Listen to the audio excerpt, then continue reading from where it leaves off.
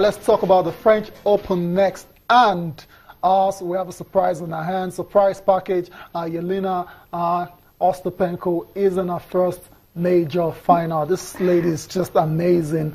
20-year-old, and the way she's played, you would think she's a veteran. You would think she's been in this kind of situations before, but she's never been in this kind of situation. And just look at that fact file there, Cecilia. 20, ranked 47th in the world, first unseeded woman to reach the French Open final since 1983, and of course, first Latvia to reach a major final. No WTA title, one junior Wimbledon. That was far back in 2014.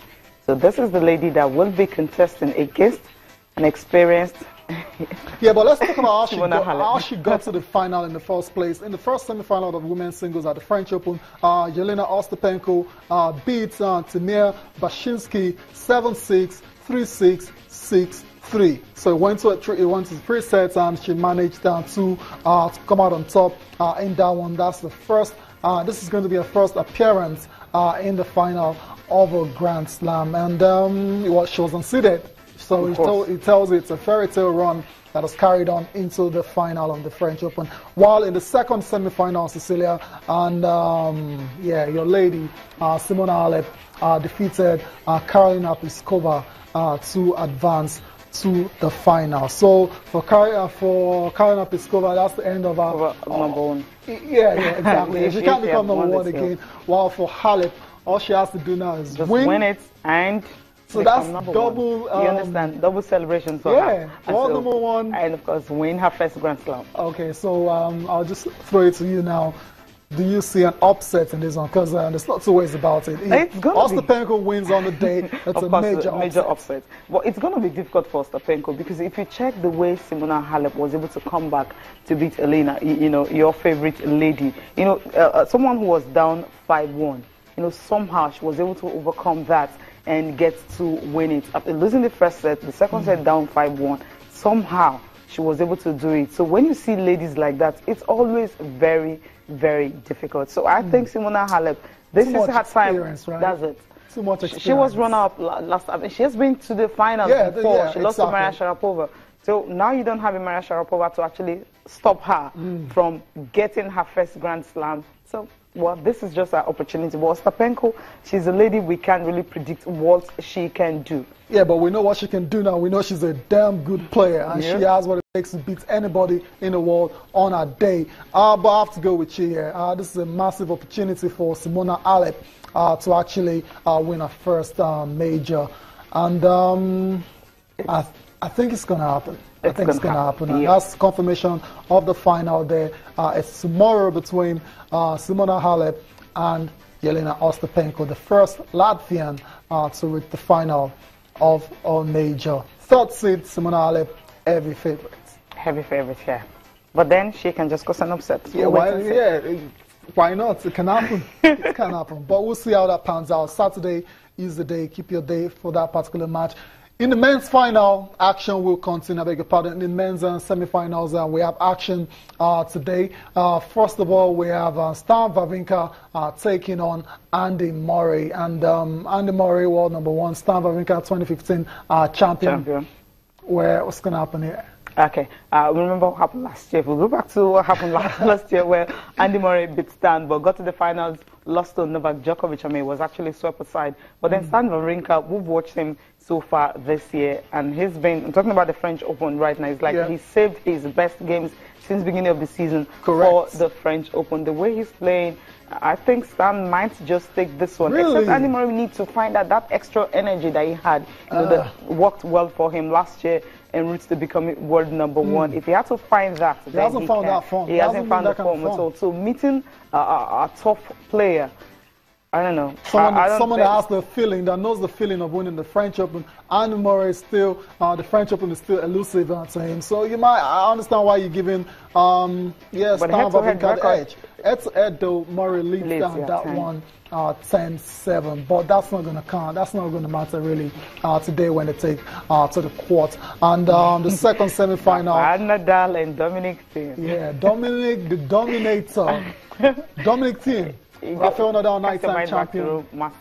Yeah, I mean, this one, familiar foes, that's because they've met like 3 times already in 2017. Nadal all on clay. All on clay. Nadal has won twice. Finals. 2 finals, that was in Barcelona and in Madrid, while Dominic Thiem, you know, just avenged those 2 defeats with a very impressive win at the Rome Masters. And they go head-to-head again today in the French Open semi-finals. And you would have to say, you don't want to bet against Nadal. Not in the form he's showing. He hasn't dropped a set. He's playing out of his skin. But Dominic Thiem, the manner in which he just... Despite Djokovic just telling him go right. I mean, defending champion, just go. I mean, it just was very, very impressive as well, too. This is a very... It is more like he was carrying a beef, the way he was shown the way in Rome Masters. Basically. Like, okay, I'm giving something up for you. Yeah. French Open is there. Exactly. He laid down a marker. That's what he did in that particular game. But this one, I'm not betting against Rafael Nadal at all. Do you want to go... Okay, I'm expecting a large decimal for Rafael Nadal. He's going to get the 10th one once he gets to that final. Yeah, we'll get the 10th one. Why don't Thiem, Nadal? No, Nadal is too awesome this time around right to the French now, Open. To get. I felt that Rome Masters was just the one-off. Maybe he felt he was getting too tired. I mean, winning all the clay court tournaments before the French Open. He didn't want to get burned out. Okay, this guy is too tough for me. Let me just give it to him. Then I'll come back for the big one. Okay, we'll see. We'll find out by the end of today. We'll know the finalists in the French Open final. That's for the men's singles. From tennis now, let's talk about athletics. And it's been a while. We talked about Usain Bolt, arguably the greatest sprinter of all time. It says he's a legend. I don't think there's too many people out there that will debate that fact. Okay, really? Okay, now if he's an absolute legend. Let's go to athletics. He is. Football, you have Pele. Then boxing, you have Muhammad Ali. So come on, he is. Yes, he is. He is. So exactly. Why did you start like you were going to say no way, nah?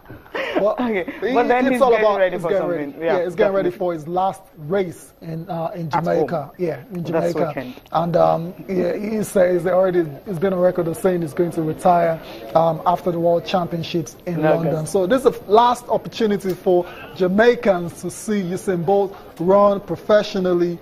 On the tracks, and it's going to be a very emotional one, I imagine, because this guy is just larger than life. I mean, he is. There's nobody out there with his kind of personality, and it's just massive. Yes. And I'm a bit emotional right now. This might be.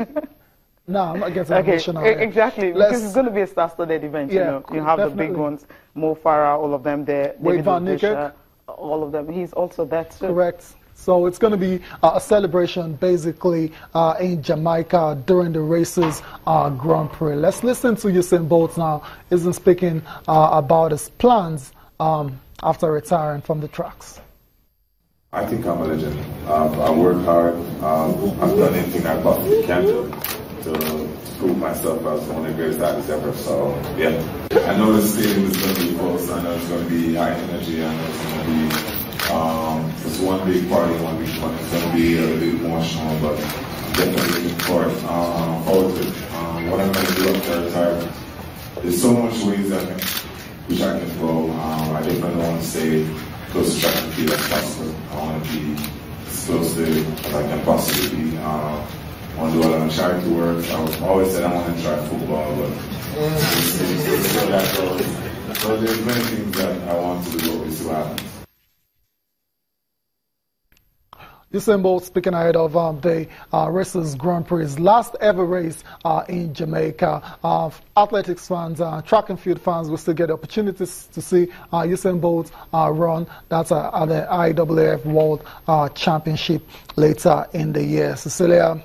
But this weekend, Saturday, precisely in Jamaica, he'll be running the 100 meters. Yeah, just 100 meters. I mean, this guy is the greatest. You see him in August. He's the greatest, in London. Right? And after that, he's retiring. It's bye-bye. But interestingly, he's still thinking of playing football, right? Yeah, I mean, he still mentioned it. I mean, I don't know, you like to see Usain Bolt on the pitch. Yes. How many meters he will run on the field of play.